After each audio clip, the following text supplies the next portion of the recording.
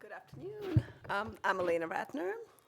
Let me see if I can. Oh, look at that. I am a gynecologic oncologist, and I'm also a co-director of this very special program called Discovery to Cure at Yale. It's a very special program that combines research, early detection, education, and patient care. The concept of Discovery to Cure was born in 1976, 3 years before I was born, mind you. But I always mention that soon it's no longer going to work. By Dr. Peter Schwartz, who is a guru in our profession, who is certainly my mentor who's here today. Dr. Schwartz, at that time in 76, realized that research has to play a very intimate role in patient care. That just doing the same way that we've always done things just doesn't work. Dr. Schwartz has been a trendsetter for many years, and he has saved many women over the years with that. And that's how Discovery to Cure in 2003, with help of Dr. Gilmore, became this very comprehensive program. It is a truly special program that is patient to the research bench and back to the patient. So we take cells or tissues from the patient, we study them in the lab. Her problems, her issues prompt us to understand what it is that really needs to be studied and what answers are needed. And with that information, we come right back to her, and hence her treatment is truly personalized, or designer, how I say it. So what Dr. Schwartz has taught me, and what this Discovery to Cure very much is that as cancer doctors, we do not treat cancer. We treat women. The cancer might be the same. The name of the cancer might be the same. But what it does in that particular woman is very different. And you can't take that away. You cannot study it in isolation. You really need to understand the entire patient to be able to cure or treat the cancer. So the research that we do is multiple different projects, and I'm just going to mention a few areas. So the first is early cancer detection. As I'm sure you know, it makes a very big difference as to when the cancer is diagnosed. Cancer that's diagnosed early is very, very curable, versus cancer that's diagnosed later is more difficult to treat. But that is difficult. Ovarian cancer in particular is called the cancer that whispers, because the symptoms that you have are so commonplace that many women do not realize they even have the symptoms until the disease is more spread. Granted, we now think that might not be the case. We now think that it might not be that the cancer is whispering. It might be that nobody is listening. But the future is not even that. The future is not even early cancer detection. The future is prevention. What we do now is that through very extensive research and genetic testing, we can identify the women who are at increased risk for cancers. And if we know that they are at high risk, we can prevent cancers in them so that they never happen. The second area is new therapeutic approaches. And that's something that Dr. Santin will speak to you after me about his extraordinary research, and you'll hear from Katerina, his patient, about the great things that Dr. Santin's research and treatment has done. What we do is we discover new drugs and new treatments. This is exactly that personalized approach that I was mentioning before. Nobody gets treated the same. We study her tumor, we understand her tumor, and we adjust the medicine, and we adjust the chemotherapy and the treatment according to that. And it's not just for cure, and it's not just for treatment, but it's also for quality of life. And that's what brings me to my last point, and certainly not the least. You know, when I see a woman in my office, or I see her leaving my chemotherapy suite, you know, she's not a patient to herself. She is a normal woman who leaves my office and she goes home, and she goes home to her husband, and she goes home to her kids and to her friends. And we need to remember that. So much of what we do as doctors is we concentrate on treating and curing, but we can never forget the woman. We can never forget that our job really is to give them back their lives. So that's why quality of life is so essential. At Yale, we have the first in the nation special program that we have established with Mary J. Minkin on sexuality, intimacy, and menopause, which has been very, very helpful to many, many different group of women. We have a special program of mentorship where women who have gone through chemotherapy are now paired up with the women who just got diagnosed. Because no matter how optimistic I can be to a patient, it's never good enough because I don't expect them to trust me because I did not go through it. But having somebody who has gone through it has made a big difference. We do multiple things. You know, we are so fortunate, and this is now my selfish part of it, we're so fortunate to have a program like Discovery to Cure that allows us to do things that in the current age of medicine I would not be able to do.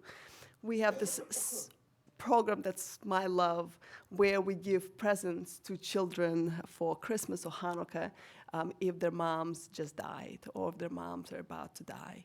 And that program came out of nowhere. That program came 5 years ago when one of my patients came over to me and she said, I cannot bear listening to the woman who's sitting in the chemotherapy chair next to me because it was December and it was beginning of December.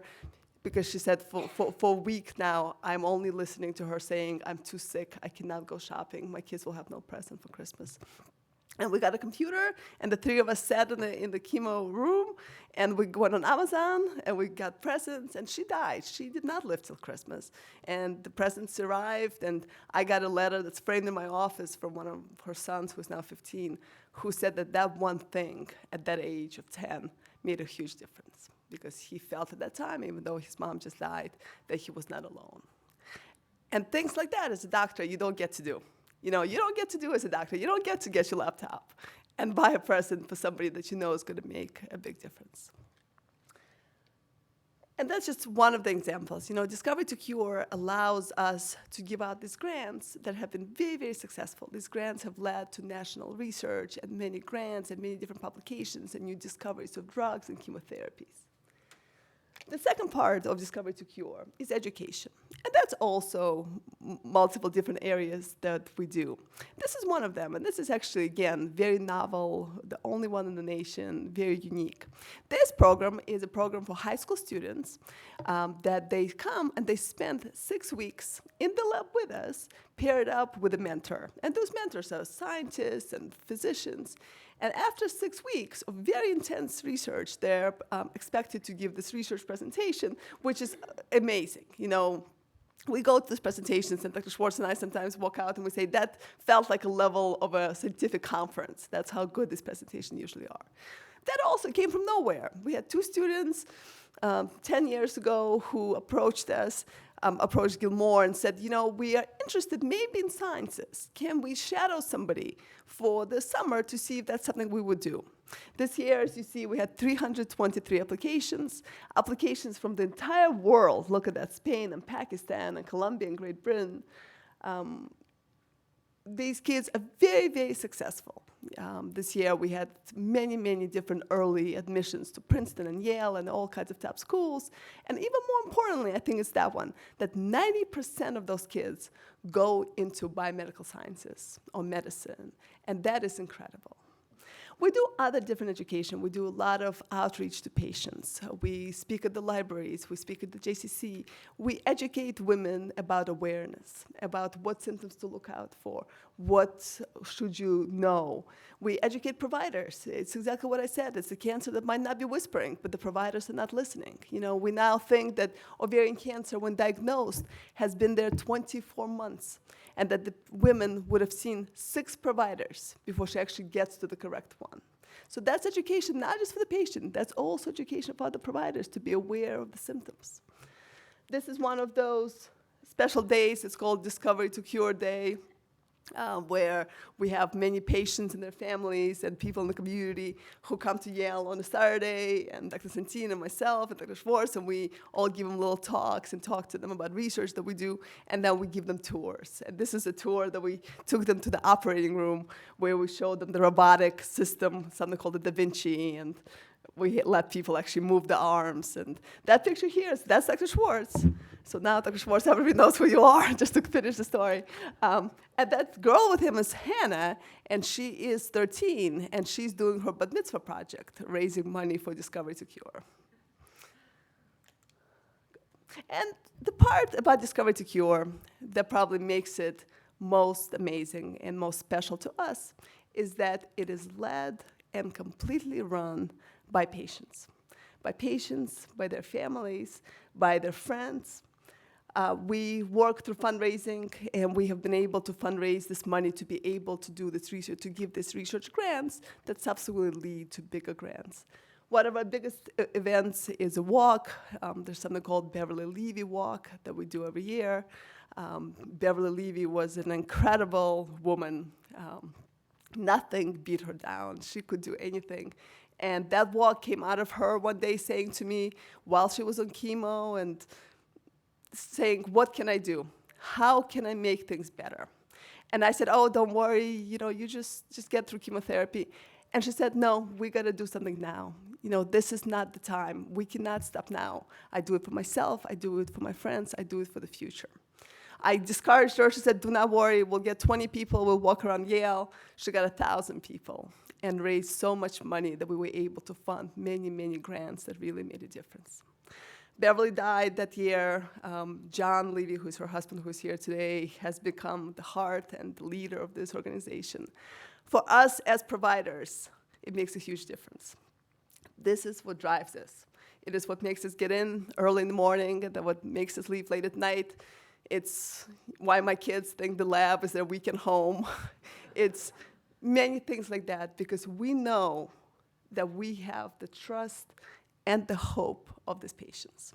And that is what we do. We come in every day, and we work, and we try hard, and we forget about the failures, and we look for those successes, because we know through a program like this, through the patient support and what they give us, we will persevere, and we will find a way to get rid of these diseases, and we will give women their lives back. So now Dr. Centine will talk about his research.